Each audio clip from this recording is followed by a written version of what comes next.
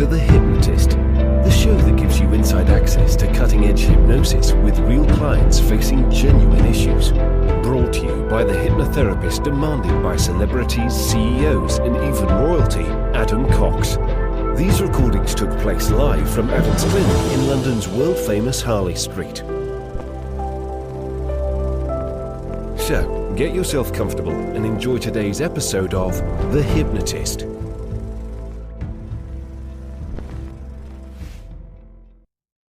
Hi, it's Adam here, and you're about to listen to a relationship hypnosis session about ending a relationship. Now, most therapists, most coaches would focus very much on improving and mending a relationship, and I would agree with that. If you're in a relationship and it's not quite living up to your standards, your needs aren't being met, it's a much better use of time and resources to try and improve the relationship so that you keep the relationship, but you have a good relationship. But if you can't do that and it may not be viable, communication may have broken down, then it does make sense to end that relationship. But there's two key things that can get in the way of ending a relationship. One is the sunk cost fallacy, that if you've been in a relationship for a number of years, then it feels like, well, because you're familiar with it, it would be a shame to walk away from something that you've put so much time, energy, and emotion in. And that can make sense if you can improve the relationship. But if you can't, then it's almost like a gambler chasing their losses to try and get more money just to pay back what they've already lost. So that sunk cost fallacy is very dangerous in long relationships. And the best question to ask if you are in danger of a sunk cost fallacy is, if I wasn't already in this relationship and I had just joined the relationship in its current form, would I want this relationship? Would I enjoy this relationship? Would I find this relationship valuable? And if the answer is no, then it tells you that it is below your minimum standard for this relationship to be desirable for you. So that's the sunk cost fallacy. The second is conflict. A lot of people do not like conflict, and they believe that a breakup would lead to conflict or some other fallout. It might be that there are financial consequences of ending a relationship or an impact on shared children, for example. And I'm not saying that those things don't matter. What this hypnosis session does is helps to give clarity of factoring in every single variable, the length of the relationship, the dynamics of the individual, the past, the possible future, and any possible fallout is baked into three different scenarios. Keeping the relationship exactly as it is, no improvements, and imagining what that would lead to.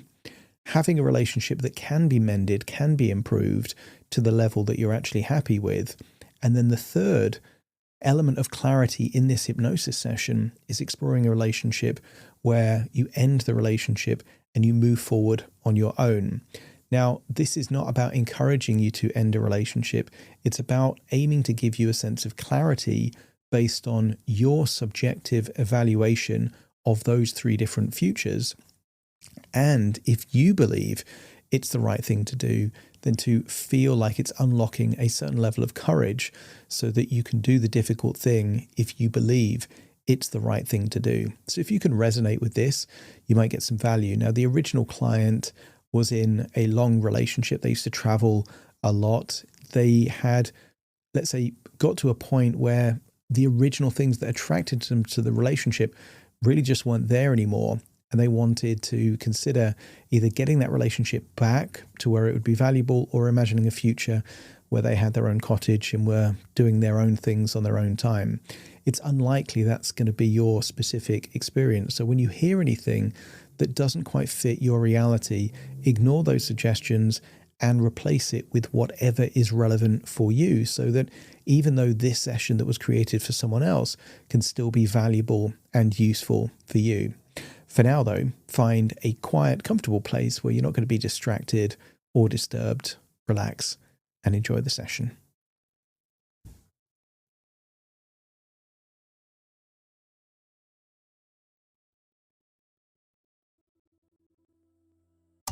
AI is incredible. It can teach you how to fry an egg and even write a poem, pirate style. Yarr! But it knows nothing about your work. Slackbot is different. It doesn't just know the facts, it knows your schedule. It can turn a brainstorm into a brief, and it doesn't need to be taught. Because Slackbot isn't just another AI, it's AI that knows your work as well as you do. Visit slack.com/meet Slackbot to learn more.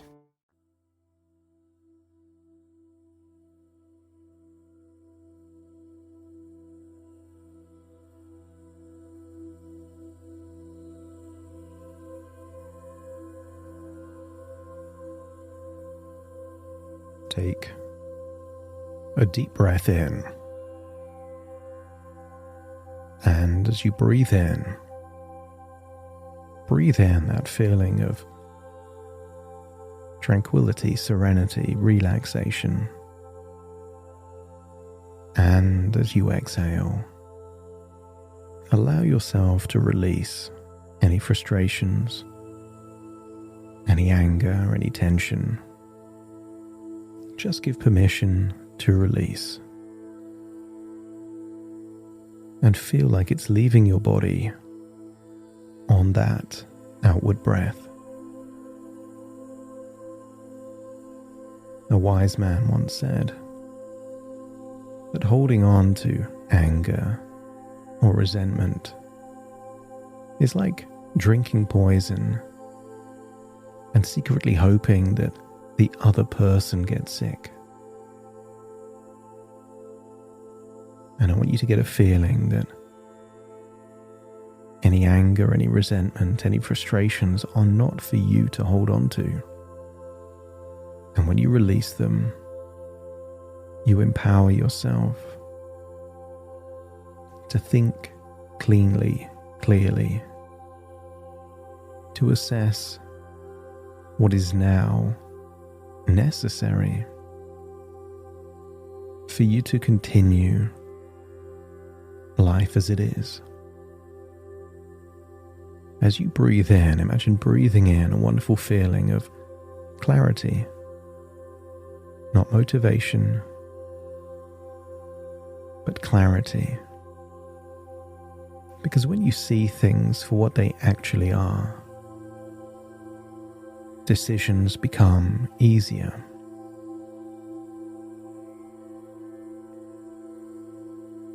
I want you to think of the last time that you rolled a pair of dice. There was different combinations. Lots of different numbers were possible. 1 to 6 on each die. And yet, there was nothing you needed to do. You could simply observe what happened. And in the same way that there is possibilities and probabilities on the roll of a dice, I want you to get a sense that there are possibilities and probabilities in a relationship. And as you breathe in and breathe out, I want you to connect to the feeling you had when things were well, when there were that feeling of connection and love and respect and consideration. Not through the lens of nostalgia. No need to reminisce. But to prove to yourself that there was a time where this relationship didn't just meet your needs, it exceeded them.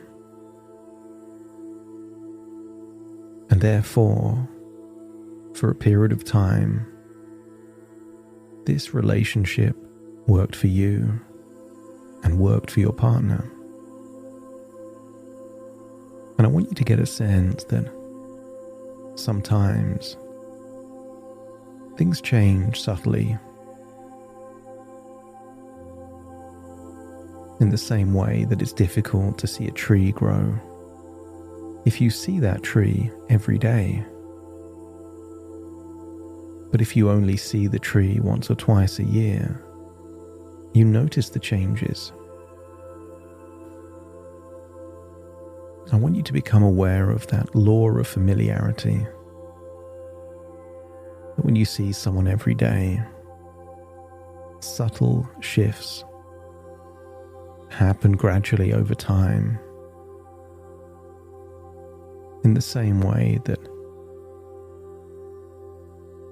if you put a frog in a saucepan in cold water and slowly heat the temperature, the frog doesn't know the temperature's changing.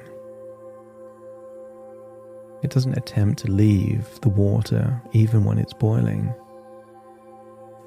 even if it's the end of that frog.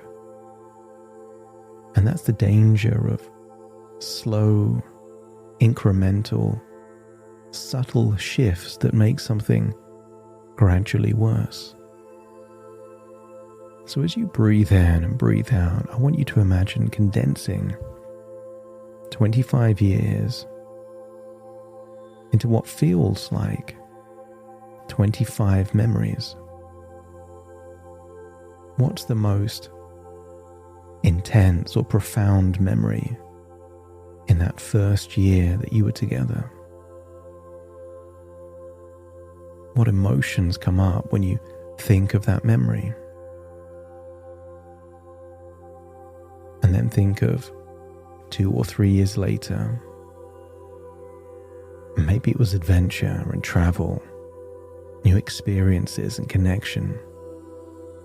And then think of another 2 or 3 years. So 5 or 6 years after you first met. And what memory comes up then?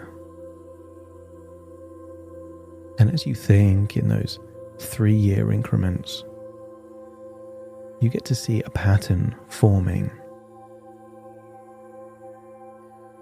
And for some, that would get stronger, more connection. But for others, it might feel like it's getting colder or more distant. Less empathy, less interactions. And then imagine the last 3 or 4 years.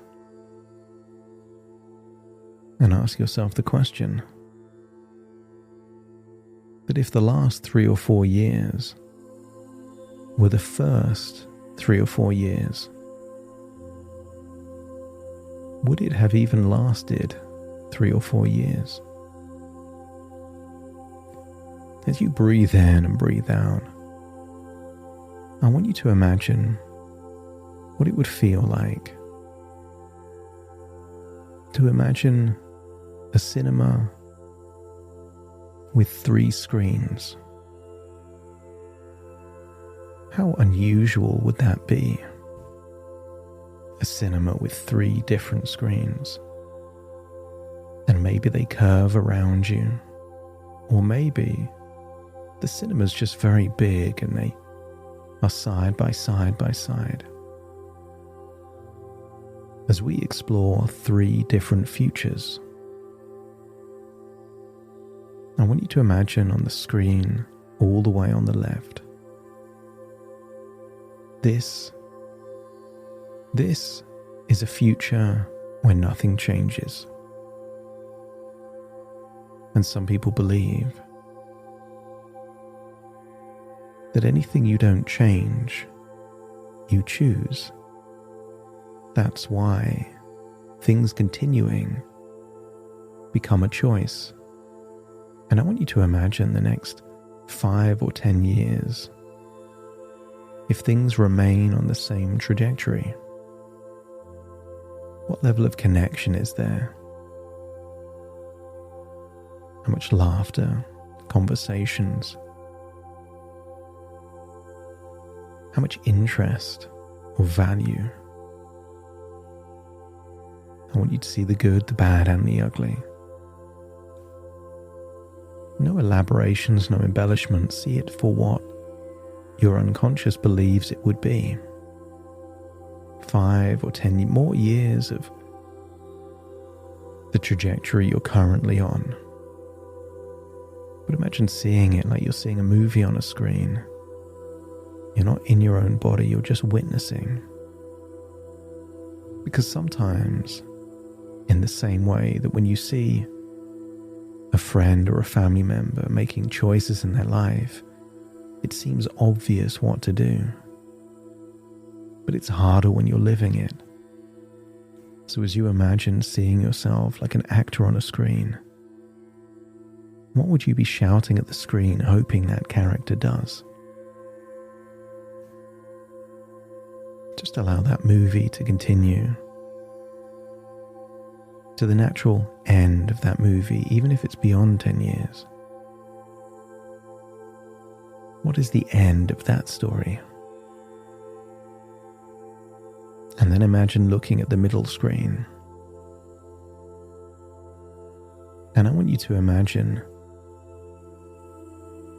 just like the phoenix from the flames, I want you to imagine that in the middle screen, something happens to reignite whatever you need in the relationship to want to remain in that relationship. And it doesn't have to be passion and excitement or love and intimacy. I want you to see in that middle screen, your needs are being met. Not wishes, not fantasies, not likes and wants, but what you absolutely need in that relationship for you to want to stay. And maybe you're seeing smiles, interactions, thoughtfulness, consideration. Maybe you're seeing effort being made, questions being asked. Maybe you're seeing certain things that you've been hoping for, but in this middle screen, they're actually happening. And as you observe, notice what you feel. And if it feels like that's the kind of relationship you would want, then the middle screen is doing what the middle screen is meant to do. But if you're still not satisfied with what's happening in that middle screen, change it so you absolutely are. Because this middle screen now becomes a criteria. And if this criteria can be met, then it makes sense to stay in this relationship. But you can inverse that too. And make a commitment to yourself that if this criteria can't be met, then you don't want it.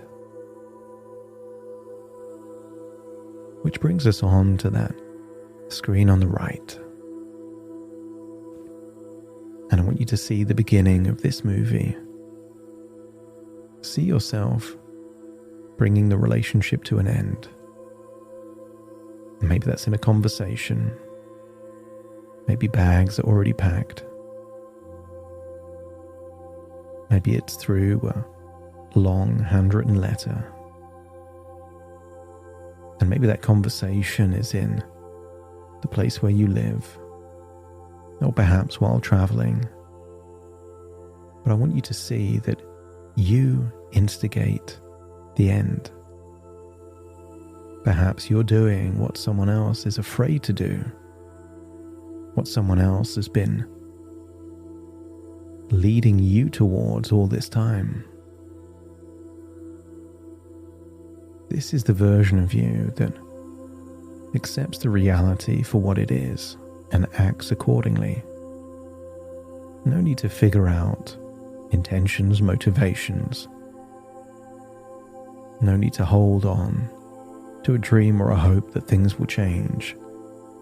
This screen starts with you making a decision that if it can't be what you need it to be, then you don't want it. And then see what happens after. You might consider it a new chapter, a new phase. But I want you to see the facial expressions of you with a new level of enthusiasm, excitement. You're not daunted or sad by this future. You're invigorated by it. Imagine the kind of house you'd be living in. Maybe a white cottage, or maybe it has that kind of Scandi features. Imagine the interior and the exterior, having it exactly as you'd want it to be. Yours. And I want you to imagine the kind of furniture, the kind of location in the world. And I want you to imagine life beyond just that home. New friendships, hobbies, a social life, interactions, the kind of travel you would do. See it all. And as you think about that future, don't just see it for the next few weeks or months, see it for 5 to 10 years. And then imagine being in that large cinema in that comfy chair, and imagine having the clarity to see all movies side by side. Screen 1 is the status quo. And if you're not changing, you're choosing. You get what you tolerate, not what you deserve. And screen 1 just shows you tolerating, but not changing. And screen 2, this is what mending the relationship would be like. And maybe there's a part of you that really wants this to be true. But I want you to connect with an idea that if you can't mend it, if your needs can't be met, then no anger, no resentment, no blame, no shame, no frustration, just pragmatic reality check. It is what it is, and see yourself acting accordingly. And that would be screen 3. Living life on your terms, thinking of your needs. And I want you to get a sense of clarity. That perhaps there is only one of these screens that you're not willing to accept. But by seeing it for what it is, that now becomes a line in the sand. If it remains that way, you don't want it. And maybe screen 2 is what would need to happen. But that's also a line in the sand. But if it can't get to that level, you don't want it. It doesn't matter how delicious your favorite food is. If someone does something to that food to make you not want it anymore, even if you're hungry, you won't eat it. I want you to get a sense that there is no need to run away from anything. You are now running toward either a relationship that meets your needs or a life no longer dependent on that relationship. But either way, see yourself happier because you're no longer willing to tolerate a life where your needs aren't met. There is no need to accept emotional breadcrumbs. You have the courage to live life on your terms.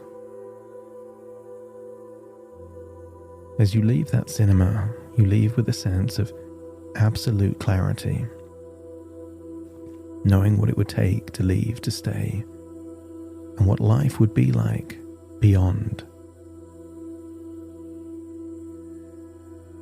No regret, no resentment, because when you try, even if it doesn't get to what you want it to be,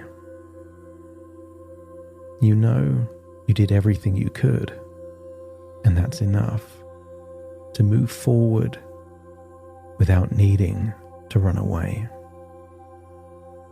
It's time to return to the present with that clarity and with the courage to have whatever conversations and interactions are necessary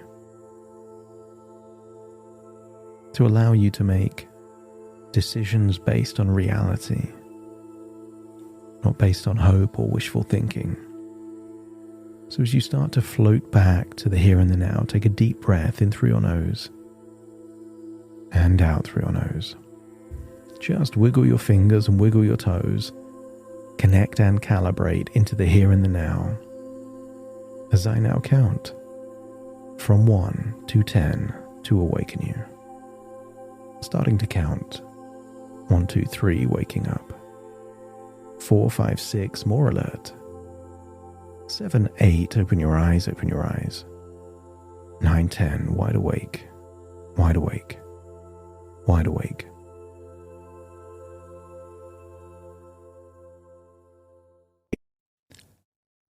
Thank you so much for joining me on today's episode of The Hypnotist.